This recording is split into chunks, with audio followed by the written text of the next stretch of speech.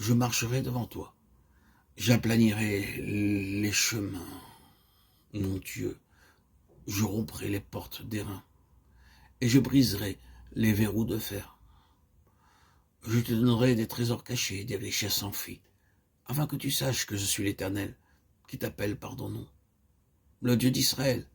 Ésaïe 45, 2 et 3. Dieu a promis de marcher devant nous. Lorsqu'il nous commande d'aller quelque part, en son nom, il déclare « Je marcherai devant toi, j'aplanirai les chemins, mon Dieu ». À bien des égards, Dieu a brisé des obstacles devant ses serviteurs. Aujourd'hui, l'évangile est apporté dans le monde dans 1055 langues. Alors que les serviteurs de Dieu obéissent à la parole de Dieu, les montagnes s'éloigneront devant eux. Lorsqu'ils lui obéissent, les montagnes se déplacent, les portes d'airain sont rompues et les verrous de fer sont brisés. Dieu a ouvert beaucoup d'autres portes solides devant ses serviteurs dans de nombreuses parties du monde. Ce n'est que par la foi que nous voyons devant nous les montagnes se dissoudre. Voyez par exemple, Genèse 22, 17. La foi d'Abraham en Dieu fut mise à l'épreuve. En obéissance à Dieu, il offrit son fils unique sur le mont Moria. Il allait l'immoler lorsque Dieu lui parla.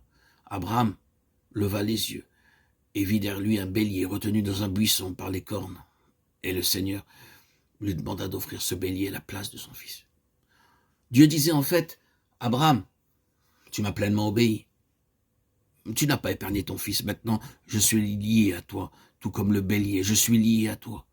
Commande-moi et je t'obéirai. Demande-moi les choses à venir. » Si vous obéissez à Dieu de tout votre cœur, sans questionner, sans murmurer et sans douter, vous pouvez commander Dieu et votre prière sera pleinement exaucée. Dans Jean 14, 14, Jésus dit « Si vous demandez quelque chose en mon nom, je le ferai. » Nous pouvons le commander pour toute chose. C'est un mystère.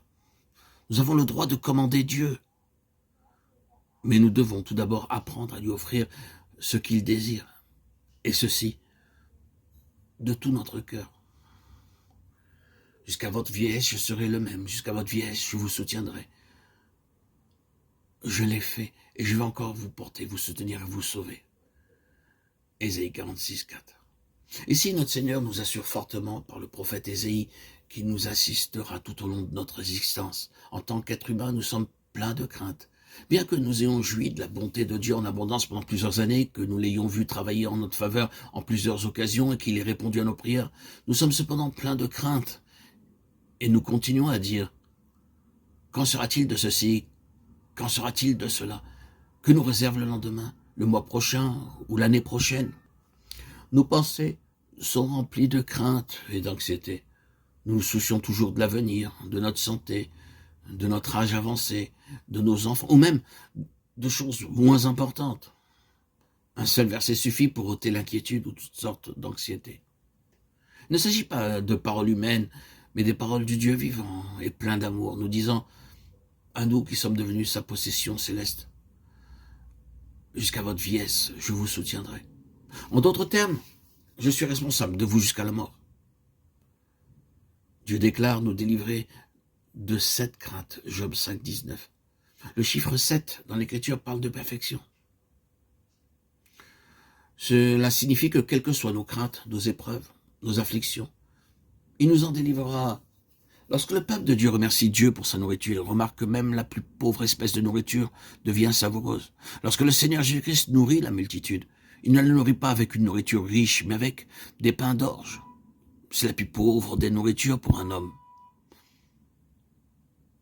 Le Seigneur Jésus-Christ choisit le pain d'orge et le multiplia. Et lorsqu'il le bénit, il devint savoureux. L'expérience nous a enseigné cela.